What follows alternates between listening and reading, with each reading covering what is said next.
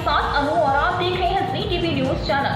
आइए नजर डालते हैं आज की कुछ महत्वपूर्ण खबरों की ओर। फिल्म काशी राघव की रिलीज डेट और टीजर के बाद अब फिल्म का ट्रेलर लॉन्च हो गया है। फिल्म का ट्रेलर और गाना गंगा पीवीआर अहमदाबाद में फिल्म के मुख्य कलाकार दीक्षा जोशी और जयेश मोरे, लेखक निर्देशक ध्रुव गोस्वामी और निर्माता धनपाल शाह की मौजूदगी में लॉन्च किया गया। मशहूर सिंगर जुबिन नौटियाल की आवाज में गाया गया यह गाना मन को मोह लेने वाला है। यह पहली बार है कि जुबिन नौटियाल ने किसी गुजराती फिल्म में अपनी आवाज दी है।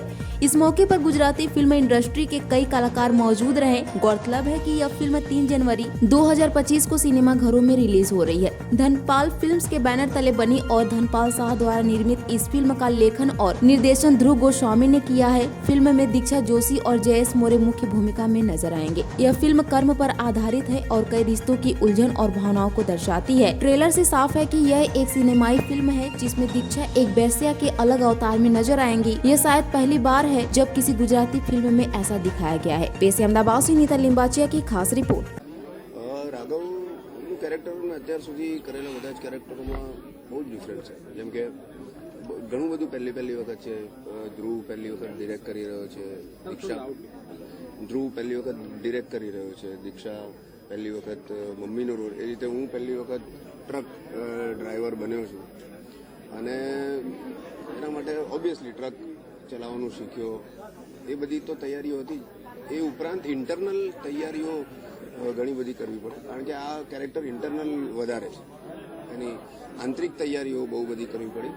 જેમ કે મેં હમણાં કીધું કે રાઘવ જે પણ માણસ જોશે એ બહુ હ્યુમન ઇમોશન પર કામ કરે છે.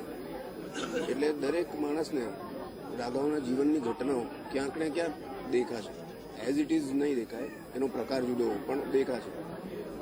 જેમ કે કોઈ મેં કીધું ને એક્સપેક્ટેશન અને રિયલ, તો આપણને જે જોઈતું હોય એ પામવા માટે આપણે અમુક કામો કરી નાખીએ, જેના 2-3 રસ્તા હોય. આપણે જે રસ્તો પસંદ કરીએ એ રીતની આપણી રિયાલિટી બને. એટલે આખી અપરજિતા કરીને એક છોકરી છે, એ કોલકાતાથી જ છે, તો એ મારી ડાયલેક્ટ કોચ હતી. એને મને ખાસી હેલ્પ કરી. અને કેરેક્ટર એવું છે કે હું બહુ રિવીલ નહીં કરી શકું, પણ જેટલી બંગાળી હું બોલી છું એ કેરેક્ટર પ્રમાણે બહુ જ ફિટ બેસે છે એવું છે.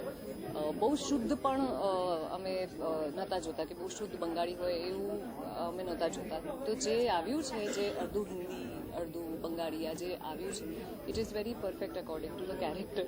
તો એના માટે મને અપરજિતાએ ઘણી હેલ્પ કરી. ધ્રુવે બેસીને ઘણા બધા કરેક્શન્સ કર્યા. તો હા, રિએક્શન જે મારું એ સાંભળીને જે હતું એ તો એ જ હતું કે આપણે આ બધી વસ્તુ ના કરવી જોઈએ. પણ એના પછી શું ટર્ન આઉટ થાય છે, એના પછી મારી અંદર શું વિચાર આવે છે કેરેક્ટરની અંદર, હવે એ બધું તમારે 3જી તારીખે જ જોવું પડશે.